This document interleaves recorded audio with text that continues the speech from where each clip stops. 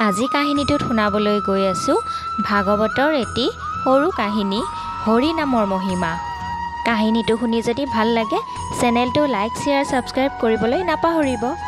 তেনেহ'লে আহক শুনো আজিৰ কাহিনী হৰি নামৰ মহিমা। যে হৰিৰ নাম ল'লে মানুহৰ কি হয়, কাৰণ হৰিয়ে হৈছে এই গোটেই পৃথিৱীখনৰ সৃষ্টিকৰ্তা আৰু ৰচনাকৰ্তা। একালত কান্যকুজ নামৰ ঠাইত অজামিল নামৰ এজন সদাচাৰী ব্ৰাহ্মণে বাস কৰিছিল। অজামিল সৰুৰে পৰা গুণী জ্ঞানী আৰু সৎ চৰিত্ৰৱান আছিল। সময় বৰ নিষ্ঠুৰ। এদিন এখন অৰণ্যৰ মাজেৰে আহি থাকোঁতে তেওঁ হাবিৰ মাজত অকলশৰীয়া অৱস্থাত এগৰাকী দাসীৰ মুখামুখি হয়। পিছত অজামিলে দাসীৰ অন্ধপ্ৰেমত পৰি নিজৰ সকলো নীতি নিয়ম আচাৰ ব্যৱহাৰ ত্যাগ কৰে। এনেদৰে সদায় দাসীৰ আশ্ৰয়ত থাকোঁতে থাকোঁতে তেওঁৰ সকলো সদাচাৰ নষ্ট হৈ যায়। পিছৰ কালত তেওঁ এটা নষ্ট চৰিত্ৰলৈ জীৱন অতিবাহিত কৰিব লগা হয়। তেওঁ নানান পাপ কৰ্মত প্ৰবৃত্ত হৈ পৰে আৰু হত্যাহিংসা তেওঁৰ বাবে সহজসাধ্য হৈ পৰে।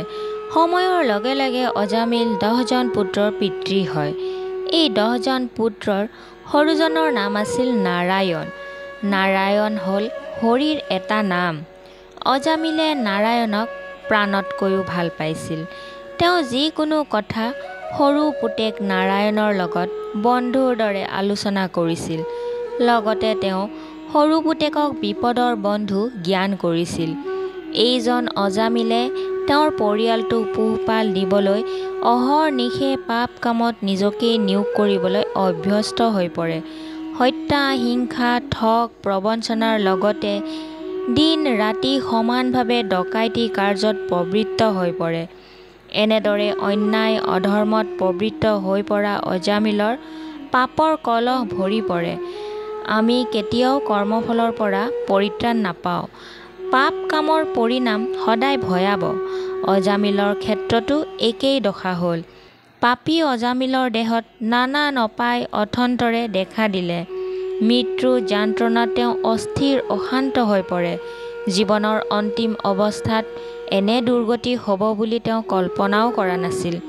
তেনেকুৱা এক নিষ্ঠুৰ অৱস্থাত হঠাৎ এদিন বিচনাৰ কাষত যমদূতক দেখি অজামিল ত্ৰস্তমান হৈ পৰে আৰু মৃত্যুৰ ভয়ৰ পৰা পৰিত্ৰাণ পাবলৈ কনিষ্ঠ পুত্ৰক নাৰায়ণ নাৰায়ণ বুলি চিঞৰিবলৈ ধৰিলে।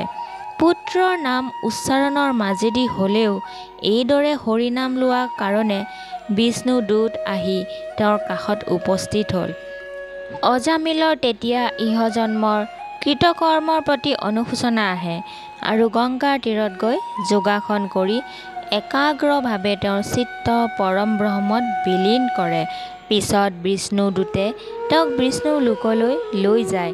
সঁচাই হৰি নামৰ মহিমা অপাৰ। আজিৰ কাহিনীটো ইমানখিনিয়ে আছিল।